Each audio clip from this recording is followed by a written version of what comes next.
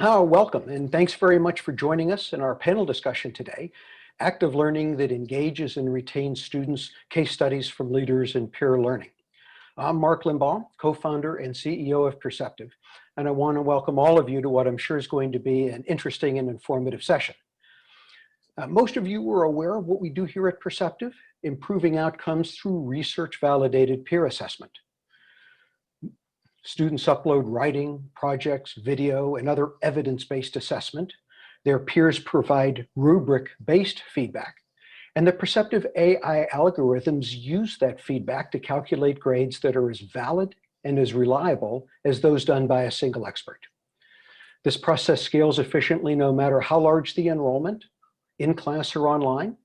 Students are actively engaged in the role of instructors to their peers and receive formative feedback that they need to improve their work.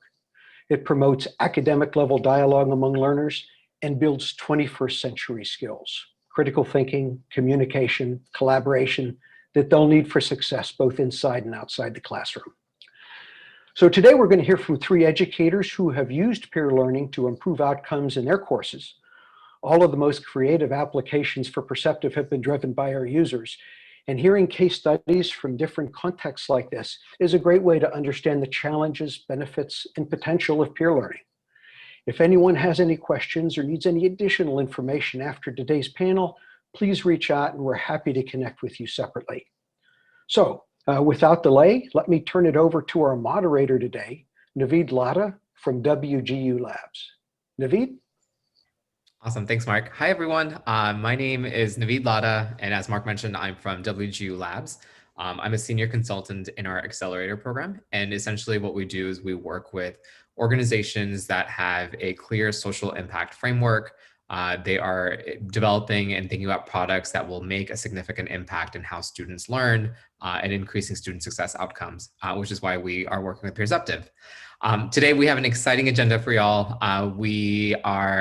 We will have 3 short case studies from educators using Peerceptiv, and then we will break into a question and answer session. If you do have questions, we ask that you please use the Q&A button at the bottom of your Zoom to post your questions. You can also use the chat box. One thing to note is that if you are using the chat, just make sure that the drop-down menu selects panelists and attendees so we can all see what you're posting.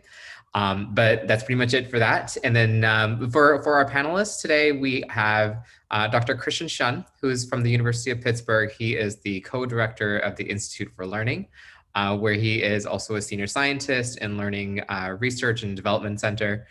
He's a professor of psychology, learning sciences, and policy.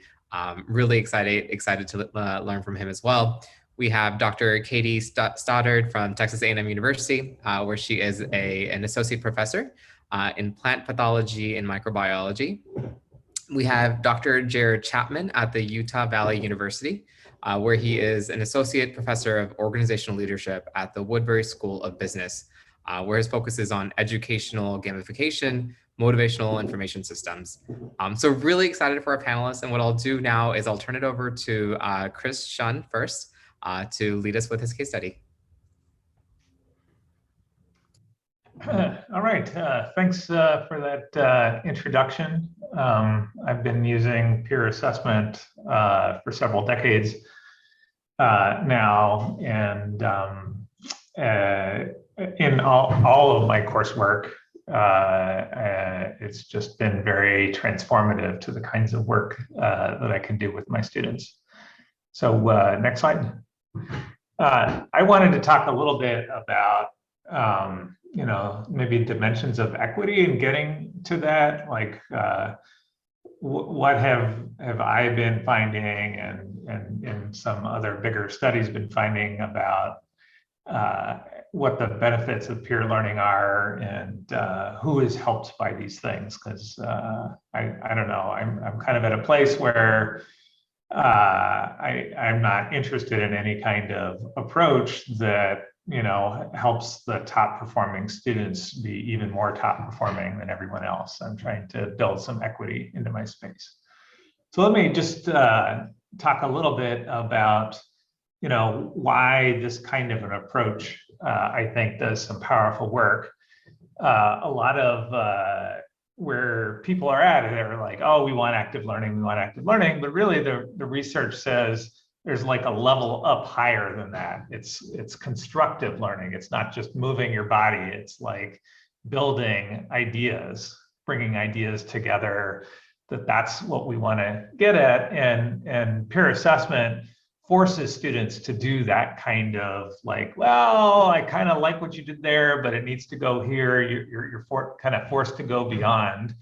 And it's not just moving your body around in the classroom. It's certainly way beyond being a passive recipient. You're involved in the making of content.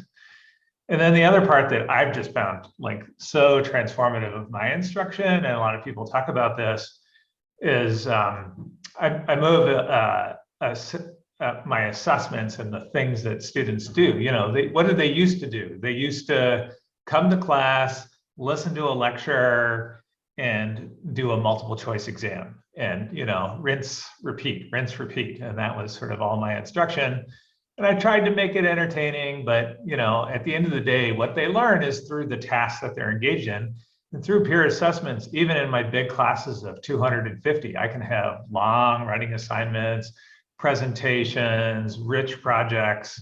It would just be impossible without peer assessment. So it's not just like how they're engaging in learning, but what they're engaging in learning around. Okay, next slide. So I do feel like it's worth mentioning, there's just been a ton of research now on peer assessment. Just in the last 3 years, there've been 5 different meta-analyses summarizing all the different kinds of research on this area. And there's just a huge effect compared to no feedback, which I don't know, maybe is a low bar, but often in these big classes, that's where they're kind of at, no feedback. And even compared to teacher feedback, this is not cheap outsourcing. It's actually better than getting feedback from teachers being involved in this active way. And now we know from the meta-analyses, it's better when the students are anonymous, when they're doing both comments and ratings, when there's multiple peers, not just one-to-one, when there's computers supporting it, and when you give a little bit of training in peer feedback. All on average, you see much better results. Okay, next slide. But, you know, so it's super well established. There's benefits sort of for the core disciplinary learning, but there's this work beyond that. Students are now understanding what you're even looking for. They get what, you know, it's about because they're being asked to think about the requirements. There's nice work showing there's sort of higher level learning skills, metacognition, self-reflection. They're sort of thinking about themselves and what they should be doing and whether they're getting there because they first started doing that evaluation of others.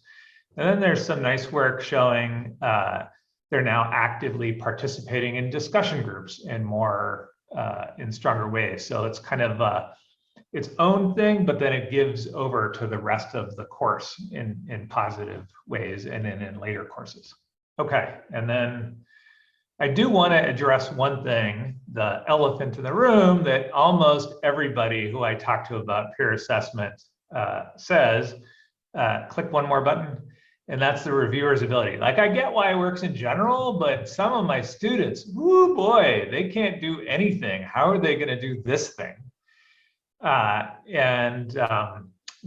next slide, I want to talk about that. It turns out those lower, you know, ability students, the ones who are struggling in your courses, when you do peer assessment, they end up getting more total comments. You're sort of, there's more things to notice, to fix, so they are getting more help.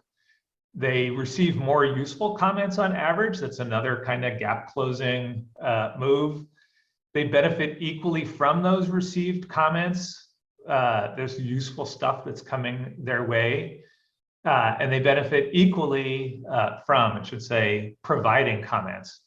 And interestingly, I haven't noted this, the higher ability students, they also get something from the comments from their lower ability students. The comments look different, but it still ends up pointing out things like, hey, you didn't really explain this idea, whereas the higher ability students might kind of try to fill in the gaps and not complain about a bad explanation or that sort of aspect. So this really is a kind of technique that works pretty broadly across ability levels. And if you look in the literature, it's sort of amazing that you can find elementary, middle, high school, undergrad, graduate education in disciplines, gifted education, special education. It's just a kind of technique that scales so well. And it has this opportunity for gap closing, that the lower ability students in the class actually benefit more from this being an approach. Okay, I'll stop there and pass the baton. Thanks. Awesome. Thank you so much, Chris. We'll pass it on to Katie. Katie, I think you're on mute. Howdy. That's what we say here at Texas A&M University. So I'm an instructional associate professor here. I am in the Department of Plant Pathology and Microbiology, but it should be clear that I'm neither one of those things. I am an environmental scientist, so I teach in the bioenvironmental sciences program. Next slide. So, I'm going to do more of a case study about how I've used Peerceptiv. So the main course that I use it in is my Introduction to Bioenvironmental Sciences course. So this is BESC 201. It is a life and physical sciences core curriculum class. The nice thing about that is that it means that I get students that are outside of BESC. So I get students from all over the university, humanities, engineering, the sciences, outside the sciences, the whole gambit, they all come. It's a popular course for a variety of reasons, but I get more than just BESC students. It is also a prerequisite for the higher level BESC courses, so all of the BESC students have to take my class. So it's a nice entryway into the degree. Before COVID, it was taught face-to-face and online asynchronously. At the moment, it's currently all online asynchronously, but in the fall, we're hoping that we will be back to face-to-face. And I generally have about 200 students in the fall between two sections. In the spring, it drops to about 150. And then the summer, it's down to 30 because, let's be serious, it's a 5-week course that has 15 weeks of content. So who wants to do that? So I generally have a much lower enrollment in the summer. So the main course, the main assignment that I use Peerceptiv with is the worldview assignment. So this assignment is, I set it up because I wanted students to be able to really think about what it was that they believed about various environmental issues. So with the worldview assignment, I tell my students, everyone has a worldview. This could be your perception. This is the way that you see the world. And you can see the world in very different ways than the people around you. And your worldview really is made up from your beliefs, your attitudes, your values. It's built by the culture that you grow up in, the way that you were raised, the things that you read. There's a lot of things that build your worldview, but the reason why it matters is because it will influence your behaviors, your actions, your thoughts. And when it comes to environmental science, we're kind of interested in why people do the things that they do. Why would people choose to buy a hybrid car? Why would people choose to carpool? So if we start thinking about what it is that I actually believe and what it is I actually think, that can be a really cool way to do some metacognition and some critical thinking. So that's why we have the worldview assignment. So next slide. So some of the prompts that I ask my students to think about, so they do 3 worldview assignments. And they are given 3 prompts that fall into categories from that unit. And I ask them to explain what their worldview is on a particular topic. And they have to be able to explain their worldview using key course terms and define those terms in their worldview. So I tell them, you're not being graded on what your worldview is. You're being graded on how well you integrate course terms as you describe what your worldview is. They're also asked to reflect on how they formed their worldview. So some examples of questions I ask them are, do all species, introduced or not, deserve the right to live in the environment where they've established? So that addresses invasive species. I ask students, do you think that government should have the right to regulate or influence population size, getting at what was once the one-child policy in China and population growth? Another interesting question that I've got I've gotten very interesting answers from is, would it be unethical for a country such as the US to sell a chemical that we deem toxic to another country because we think it's toxic, even though that they don't? So But would it be unethical to not sell it to them because they might want to use it to control mosquitoes that could transmit malaria or Zika virus? So that gets a DDT. And then the last one, which has been very interesting to hear the students' responses, is do you think there's ethical or human rights issues surrounding current and past energy policies in the US and the role those play in climate change? So again, the point here is that there's not a right or wrong answer, but they need to be able to explain what their worldview is while using key source terms. So they have to integrate. Next slide, please. So the main point here, so before I used Peerceptiv, what happened was I got 200 essays every 2 weeks.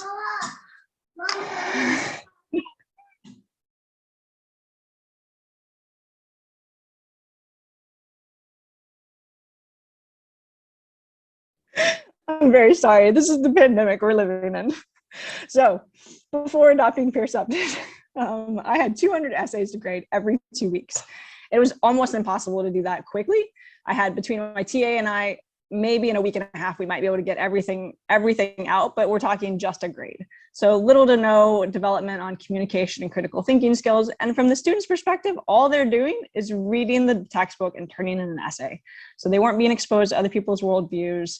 They had limited opportunities for developing their communication and critical thinking skills, really no engagement. They turned their essay into me. Limited feedback, I didn't have time. I have 200 essays in a week, doesn't really work. And one opportunity to earn their points. So fast forward to spring 2017, next slide. Now I'm using Peerceptiv. So from my perspective, I now have 20 essays to grade three times a semester, every 2 weeks. So much more manageable. So the students are able to develop critical thinking and communication on multiple levels, and there's a lot of rich data for assessment. So much so that I've started using the Peerceptiv data for my course assessment and my academic program assessment. From the student perspective, students now read 9 different worldviews through the course of the semester. They're exposed to 9 different people's worldviews. They are part of a learning community because they are interacting with one another more often and in a more engaged way. They're thinking about these ideas in a more deeper way, and they're having discussions with their peers about it. The gaining experience of giving and receiving feedback, because I tell my students, there is no time in which you're probably going to ever write something that goes from your desk to the final point without giving or receiving feedback. And then also there's multiple opportunities to earn points, because if you're familiar with Peerceptiv, they get points for their writing, they get points for their engagement, they get points for their reviews. So there's many, many places to earn points as opposed to just what grade did I give you for your writing assignment. Next slide. So the benefits, I think, of using Peerceptiv, peer learning, and peer review. From the writing perspective, they are able to get detailed and prompt feedback from multiple different perspectives. This is very supportive of iterative assignments. So the worldview is an iterative assignment. So they have one, and then they have a second, and then they have a third. And generally, I'll tell you that their grades improve as they go along because they're applying what they've learned from one to the other. From critical thinking, I think they are thinking more deeply about the concepts that I'm asking them to consider. They're going through some metacognition because they're thinking about their own thinking. And I think they're also doing some introspection of what it is, what do I think and why do I think that? Because I do ask them to tell me, why do you think you formed this worldview? With the analytical reasoning, they're having to apply a rubric and evaluate their peers. And so they have to go through some critical thinking and empirical and quantitative skills to figure out, all right, is this worth a 7 or is this worth a 5? Is this worth a 3? So I think it's it's helpful for them in that regard. And then the last is intercultural competence. And I think that as they start to realize that not everyone sees the world the way I do, I think it helps them build empathy and perspective and awareness that I may not agree with you, but I'm now learning why you think the way that you do. And that helps me to better relate with you. So next slide, please. So if you have any questions, this is my information, and I'm sure that Peerceptiv can share it with you as well. Awesome. Thank you so much for that, Katie. That was very informative. We'll pass it on to Dr. Jared Chapman.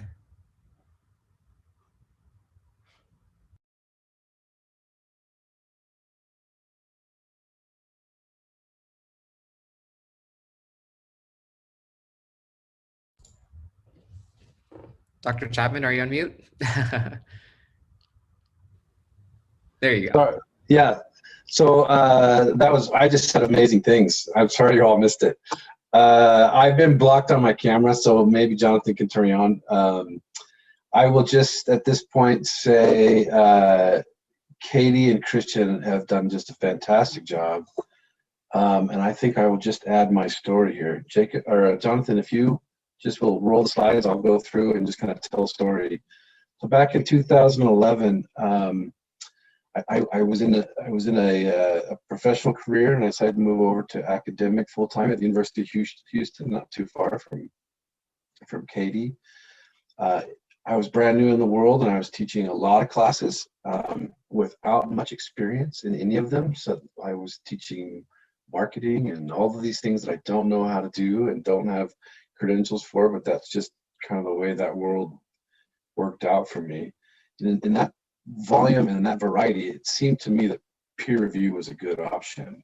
2012, I moved over to Utah Valley University and UVU as more of an instructional professor.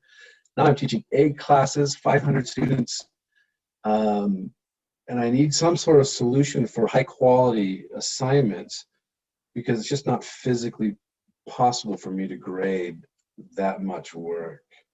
I spun up a Moodle server under my desk and started doing peer review that way, but it was still a lot of manual configuration. I knew there had to be an easier way, but I was still searching. Cool. 2013, I came across SWORD, S-W-O-R-D, which is a cool project that I had learned about that had received an NSF grant, National Science Foundation grant. It could do everything that Moodle could do, and it added these cool algorithms, AI type things to make sure the grading was more fair. SWORD became a commercial product that you're all aware of called Peerceptiv. 2014, now I'm starting to get more control over kind of what I'm teaching. I'm down to teaching one topic. I'm more on a tenured track. I paid my dues in my transition from a professional to an academic. And I started feeling kind of like Christian had talked about, I don't need to design courses for the top end. They'll take care of themselves. I need to take care of my single moms and my returning dads who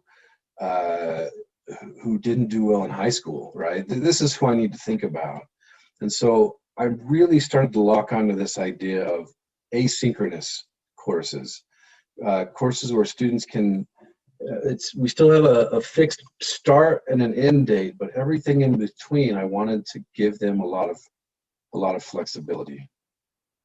And so how do you do that without giving up peer review or some of these more writing intensive type experiences? And so at that time I thought, I'll just build my own tool that does asynchronous peer reviews. I explored a lot of tools. I couldn't find anything that worked. And so honestly, I just gave up on peer review entirely for about 2 years. Next slide. My vision, what I wanted to have happen is if I had 200, 300, 400 students in a single class, could I have, and it was an online class even, that they didn't know me and they didn't know each other, could I create a social environment where they would feel like they had a more personal hands-on experience than a student who is face-to-face in a lecture class with 30 other people, you know, where you're that sort of unknown person in the crowd versus having this combined interaction. And I wanted to create a way that we could have some sort of ad hoc discussion groups. One of the best things about teaching face-to-face is you can stop anytime and say, grab 2 people near you and answer and just talk about this for a minute. I wanted to create that experience in an online asynchronous experience. If you have 500 people traveling through a course at their own pace, choosing their own path through the content, my thought was at any given moment, there's probably 2 or 3 or 4 people in the same place at the same time. Could you scoop those 4 people up and have a moment where they share an idea, they share, to borrow Katie's terms, some of their own worldview. They can give feedback on each other's worldview, and then that group could disband and form another group with other students at some other moment in the class. Go ahead. So 2019, I learned that Peerceptiv has created that async tool that I had dreamed of. And so I add 23 low stakes assignments, asynchronous assignments, which yielded about 6,000 peer graded assignments each semester. There's just no possible way I could give my students that much experience. I was the bottleneck, and I needed to remove the bottleneck from the students. My class is designated as a writing intensive class. And so there's, with that many students, and I should say that university isn't assigning me this many students. I'm trying to get 1,000 students so that I can make this vision work, where people in a 1,000-person class have a more personal experience than that lone individual in the back of a room with 30 students while someone's lecturing, right? 2020, 2019 worked well. 2020, that's right now, we are in 2021, we've added 5 higher stakes assignments. So these are multiple page assignments that they write on.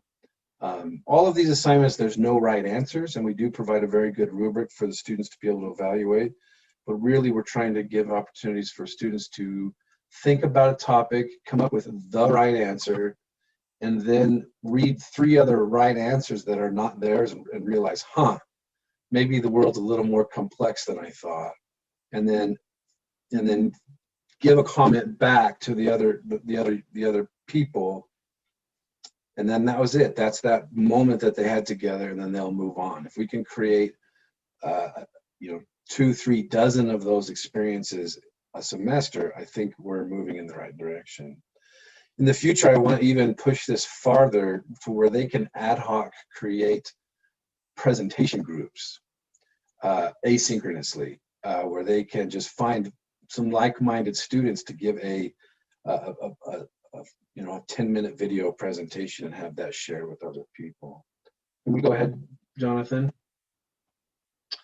I think I've said most of this, right? I want people to feel social connection in a world that is typically not socially connected. We have been working on face-to-face experiences for literally hundreds of years. And we tend to try to lift those experiences and plop them into an online environment. For example, a discussion board. What a terrible waste of technology a discussion board is. It is in a large class. If you're the first 20 people, you might have something to say. The other 250 people are going to say that idea was a good one. And so I think that's a bad idea. Go ahead, Jonathan. I also think we need to evaluate what teachers do in this world where information is ubiquitous and free. I'm a lifelong learner. I'm learning woodworking. I'm learning all kinds of things, and it's all coming from YouTube. I don't have a teacher that I go to, and our students won't as soon as they leave our doors. So what should we be modeling? Should we be modeling something that has no relevance after they graduate, or should we be modeling the environments that they will need to be successful in the future? So you've probably heard this sage on the stage or guide on the side. What I think about all the time is developing and using tools that automate everything that can be automated and free me up to be the mentor, to answer specific questions, to cheerlead, to figure out who's struggling and reach out and take care of them and give them the motivation they need. Did I say all of this? Yeah, go ahead and go on, Jonathan. Why do I use Peerceptiv? I am judicious in my use of tools. I've looked at lots and lots and lots of tools. This combination of asynchronous and AI-enabled grading is fairly unique. And the other thing is this team. I've come to know this team over the years, and they're learners. They're willing to learn. They're willing to adapt. They're willing to try new things, and they're willing to try my crazy ideas as well. And so I think that makes Peerceptiv a strong partner. Next. I think I've said all of this. Go ahead, next.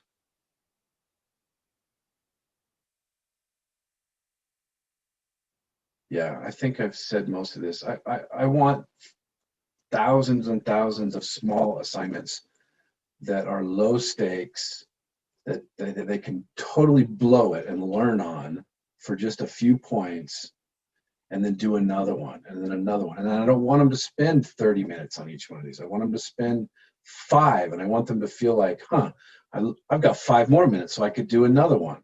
And while I actually still have another 5 minutes, I could go ahead and do another one. I like that kind of pull through the content. I like the feedback circle. I think there's something about having an idea, hearing somebody else's idea. That's what Katie talked about. And I think there's one other step beyond that, the mindset you put on when you're evaluating other people's work. And then you carry that mindset into your own next work, right? I know what good and bad looks like, and I can use that as a model as I move into my next assignment. Next. And I'm done. Thank you. Incredible. Thank you so much for that, Jared. I think, as you might already know, WGU is also asynchronous project-based learning. So your comment on finding those students who might be in the same area at the same time and really building community really resonated with me for that. So thank you for that. So for our attendees, please feel free to still keep putting your questions in our chat. We'll ask our panelists your questions. You can even put them in the Q&A. But for now, we do have a few questions that have already come in. So I'm going to start with you, Chris. I think one of the questions, you started talking a little bit about students who traditionally underperform and the impact of peer learning. Could you share a little bit more about what have been some strategies for that, or what have you seen? How do you engage those students with peer learning?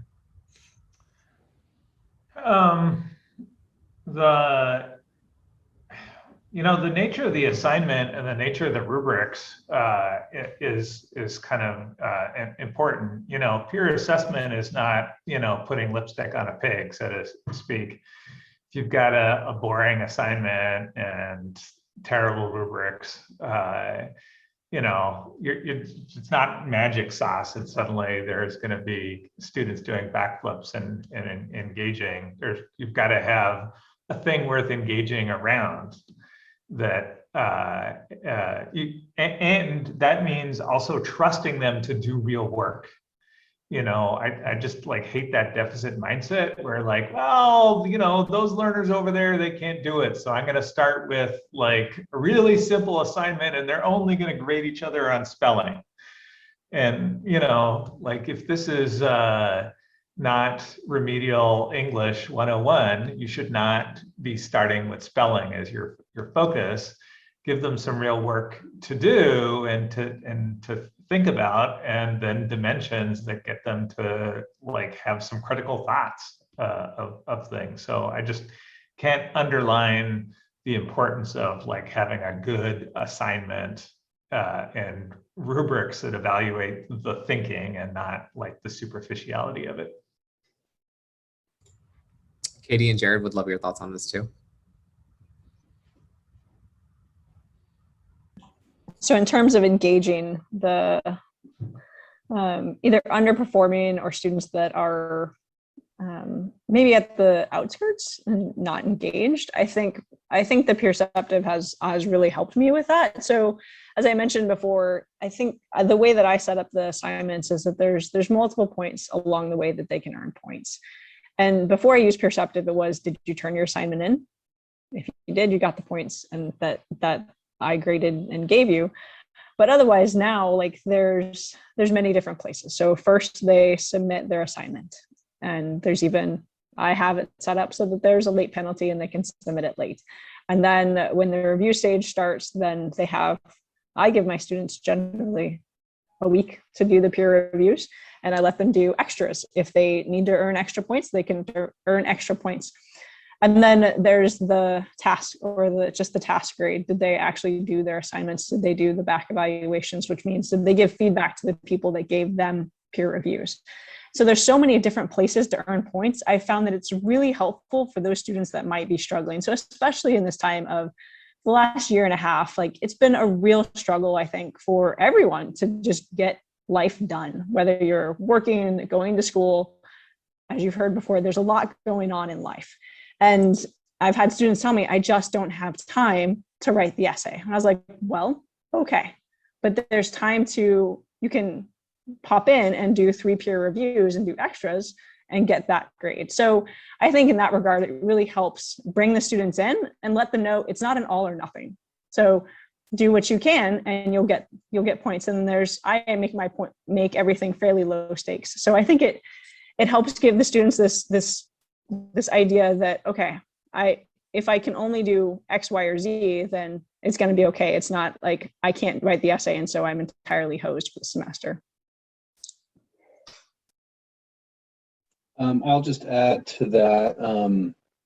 I think autonomy, giving students at least the illusion of autonomy, is a powerful motivator. And so I actually we have close to 30 peer review assignments per student. They're all optional. They're labeled as optional, but then I make it very clear you can't get an A unless you do them. So they get to sort of choose your own venture to the grade they want to end with, but they're all optional, and they can be approached in any order. So if they have a topic that they're more passionate in, it's a way they can deep dive into that topic, and they can choose that. Now, when they get to the end of the semester and they start thinking, wow, I'm not got the grade I want, then they start being less judicious about what they pick, and until they arrive at whatever grade they want to have at the end. But so that's why I was called the illusion of autonomy. They're still eventually need to do pretty much all of them. But you can do that with asynchronous peer review. The other thing you can do is it doesn't matter if they completely and 100% redo every peer review assignment with asynchronous. If they do it, they submit it, and they totally botch it, Peerceptiv just lets them start the cycle over, and then they just get a different set of reviewers, and they can take whatever they learned from the previous batch and redo it. I don't think many students do that, to be perfectly honest, but the promise that you can is, again, this illusion of autonomy. And so in the old days when I had, I don't want to bag a specific product, Moodle, we'll just say Moodle because it's open source, right? You're not really making fun of anybody. I got a lot of complaints from people, right? A lot of complaints from students saying it's not fair that my peers grade me. I signed up for this class to hear from you. You're the expert. I've been using Peerceptiv now for 3 or 4 years, and I have never had that complaint once. I think part of that is because the algorithm separates the review from the grade, which is important, and that promise that bad reviewers will be tempered, I guess, in both directions, right? Because no one ever complains when they get 3 10s on a paper that didn't deserve it, but they do complain if they get 2 10s and a 4, because that 1 4 just makes them so mad. All of that gets sort of separated because the algorithm just kicks out a score. Anyway, those are some thoughts. Yeah, no, that's really helpful. And Jared, along the same lines of kind of thinking about the various assignments and asynchronous learning, this question came in from someone. Basically, they want to know a little bit more about how do you manage assignment deadlines with so many small assignments and with students that aren't completing them at the same time? So I don't think it would work in a small class. You'd have to have a lot of students in there. I tend to run about 250 to 300 students. And to get that, I've had to actually ask for extra sections. So I just volunteer to teach extra sessions now. And I can do that because my workload on grading is down so much that I can spend my time focusing on struggling students, right? And the Peerceptiv tool just takes care of and manages it. So as far as due dates work, everything is due 9 days before the end of the semester. Everything can be submitted 9 days before the end of the semester. After that, you can't submit anymore. That gives you 3 days to do reviews. After that, you can't do reviews anymore. Then you get 3 more days to do back reviews. And after that, you can't do back reviews anymore. And then your grade is your grade. As long as you did all of your steps, you get a grade. If you skip any of the steps, it's a 0. But you've got 4 months to do that for your 30 assignments. I have a lot of students, and so it sometimes feels like a lot of people procrastinate. But the truth is, out of 250 students, I've probably got less than a dozen who have like just like pounding everything out the last 3 weeks of school. There are other things I do in the class that's not related to Peerceptiv. I do have best if done by milestones. And if they reach those milestones, if they exceed if they earn more points, doesn't matter where the points come from, but if they earn more points, then by that milestone, I give them bonus. It's a trivial amount. And if they miss that milestone, they get penalties, and the penalties grow every day, and the bonuses grow every day. They exceed the milestones. So there's 12 milestones in a semester. It could affect their final grade, and that's enough to scare most of them to just stay on task. Great, thank you. Chris, you look like you had something to say to that. No, okay. I've been answering some questions in the chat. Sorry. I've been trying to do it on dual tasking. Oh, that's awesome. Thank you for that. Okay, so the next question that we have is, and Katie, you started talking a little bit about the switch from in-person to online, and then now again from online to in-person. So curious to hear from you a little bit about what have you learned in those various transitions that you think you'll take back now that when you do go back in person. Just curious about how has your use of peer learning changed throughout that process? So it's interesting. I didn't change much from before the pandemic to how I taught during the pandemic as far as the peer learning and the Peerceptiv goes. The assignment was essentially the same. I've adjusted a few things. I actually made the points sequentially more. So the first one is a lower, the next one is a little bit more, the next one is a little bit more. So the idea is that as you go along, I'm expecting, have high expectations that you're going to learn from your mistakes and do better. But I think one thing that I've learned from the pandemic, and I think it gets to some ideas that I've heard around the room, is that students are looking for engagement. They're looking for being able to hear from their peers, to hear from me. And I think to answer probably answer some questions about that I also saw in the chat, I think one thing I've learned is that, so I've moved entirely to asynchronous. So before the pandemic, I had a face-to-face class and I had an asynchronous online class. But my asynchronous online class, I had 4 times where I met with them face-to-face. And the first time was in the first week of class, and I met with them for an hour and a half, and I laid the whole class out. I laid out how this class works, how we're going to move through it, how does Peerceptiv work. And I think the students struggled having lost that. So finding the ways that I explain how the Peerceptiv process is going to work and how to help students be good reviewers. I saw Thomas Burnham asked about helping students train students to critique others. And I think finding a way that you can share that with them, you have to train the students on how to do this, and you also have to help them understand why it's important. And one thing that I've learned from this whole process, before pandemic or in pandemic, is if the students aren't on board, it's going to be like drawing teeth the whole time.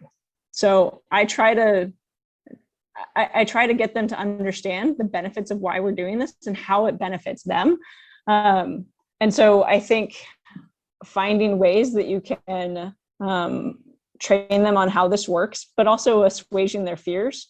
So I see that Thomas asked, the 3 possible reasons for weak reviews are 1, being lazy, 2, lacking the skills, and 3, avoiding criticizing others. So to address those questions, 1, I tell them with the being lazy, that you will just not earn as many points. So it's your choice what grade you're looking for, and by all means, go the way you want to go. Lacking the skills, I think with that one, there will be some reviewers that are stronger than others, and that will be reflected in their review grade. Like, they are scored on how closely their reviews align with mine and their other peers. And when that score is low, the students come to me and ask me questions. So like, my review score was low. How do I get it better? And so after the first world view, I'll talk to the students and say, I noticed that some people had some really low reviews. Let's review the rubric and let's review how we give strong reviews so that we can improve those scores.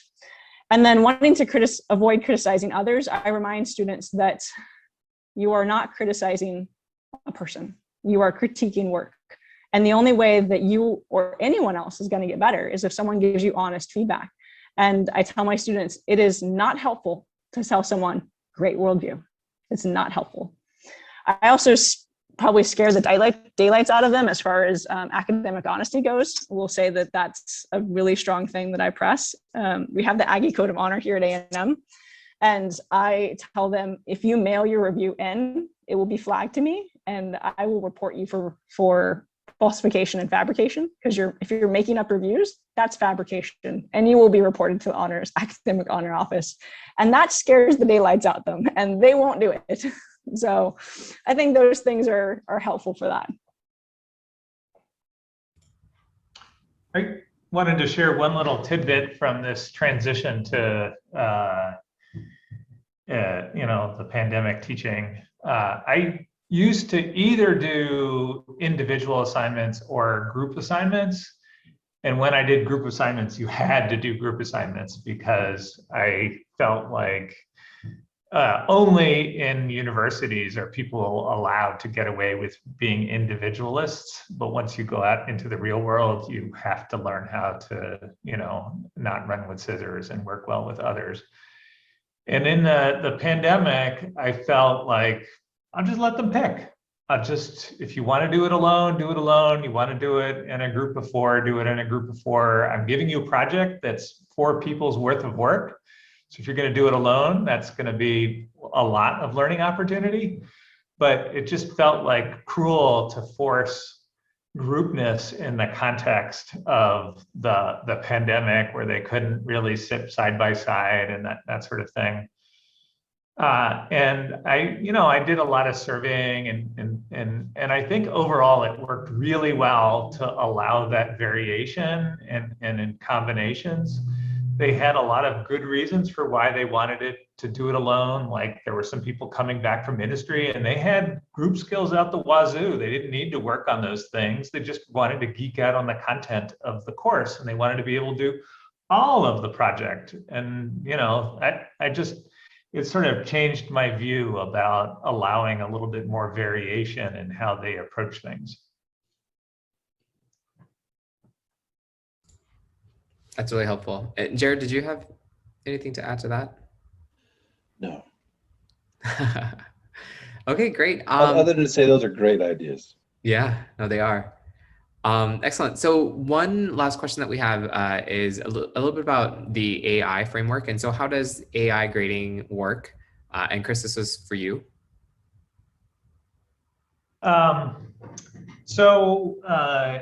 There's multiple elements just to